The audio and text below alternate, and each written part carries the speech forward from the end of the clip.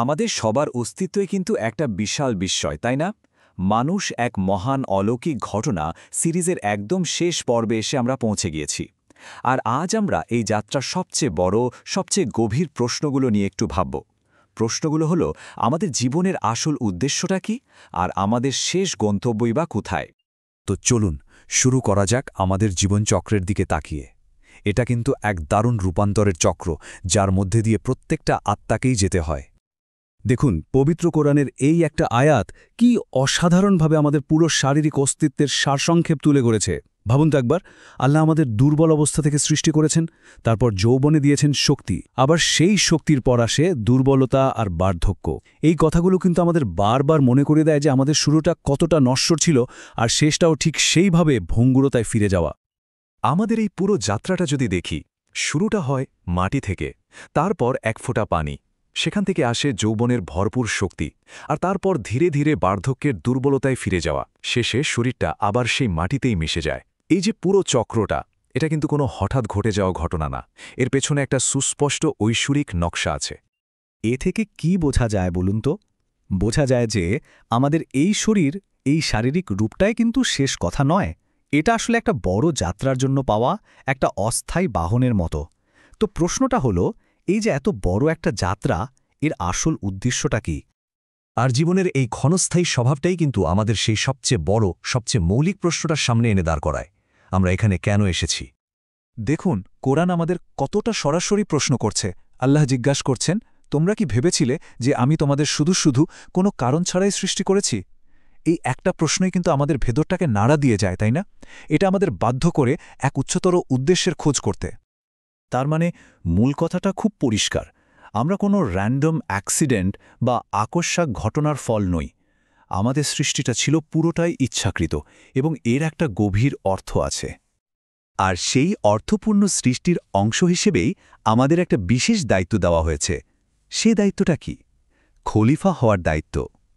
খলিফা মানে হল পৃথিবীতে আল্লাহর প্রতিনিধি, যার কাজ হল পৃথিবীতে ন্যায় বিচার প্রতিষ্ঠা করা আর স্রষ্টার বিধানকে উঁচু রাখা। আর এখানেই আমরা আমাদের সেই বড় প্রশ্নের একেবারে সুনির্দিষ্ট উত্তরটা পেয়ে যাই। আমাদের জীবনের চূড়ান্ত উদ্দেশ্যটা হলো ইবাদত, অর্থাৎ যিনি আমাদের সৃষ্টি করেছেন একমাত্র তারই উপাসনা করা, তারই দাসত্ব স্বীকার করা। আচ্ছা, এই যে জীবনের উদ্দেশ্য, ইবাদত, এটা আমাদের শেষ পর্যন্ত কোথায় নিয়ে যাবে? আমাদের চূড়ান্ত গন্তব্যটা কি? চলুন এবার দেখি এই পার্থিব জীবনের ওপারে আমাদের জন্য কি অপেক্ষা করছে। আমরা অনেকেই মৃত্যুকে শেষ বলে ভাবি, কিন্তু আসলে তা নয়। আমাদের শারীরিক যাত্রার হয়তো এখানেই শেষ, কিন্তু মৃত্যু আসলে একটা দরজা মাত্র। এই অস্থায়ী দুনিয়া থেকে চিরস্থায়ী এক জীবনে প্রবেশের দরজা। মৃত্যুর ঠিক পরের এই মধ্যবর্তী পর্যায়টার একটা নাম আছে, একে বলা হয় বারজাক। এটা এমন একটা জগৎ যেখানে আমাদের আত্মা একেবারে নতুন একটা রূপে থাকতে শুরু করে, আর সেখানে সে অপেক্ষা করতে থাকে চূড়ান্ত বিচার দিবসের জন্যে। আর জানেন, এই বারজাখে আত্মার রূপটা কেমন হবে? এর বর্ণনাটা কিন্তু খুবই ইন্টারেস্টিং। বলা হয়েছে সেই রূপটা দেখতে অনেকটা আমাদের এই দুনিয়ার শরীরের মতোই হবে, মানে চেনা যাবে। কিন্তু পার্থক্যটা হলো, সেই শরীরে এই দুনিয়ার মতো কোনো ক্ষয় বা পচন থাকবে না। সেটা হবে এক নিখুঁত অবস্থা। আর এই পুরো যাত্রার চূড়ান্ত সাফল্য কি? সেটা হলো জান্নাত। এমন এক জায়গা, এমন এক বাস্তবতা, যেখানে এই ক্ষণস্থায়ী অপূর্ণ দুনিয়ার কোনো দুঃখ, কষ্ট, ক্লান্তি থাকবে না। থাকবে শুধু চিরস্থায়ী শান্তি আর পরম আনন্দ।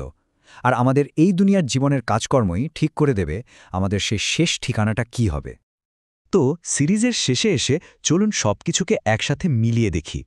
আমরা এই সিরিজে মানুষের শরীরের যত অলৌকিক দিক দেখেছি, সেই সব কিছুর সাথে আমাদের আধ্যাত্মিক উদ্দেশ্যের সম্পর্কটা কোথায় সেটা একটু বোঝার চেষ্টা করি।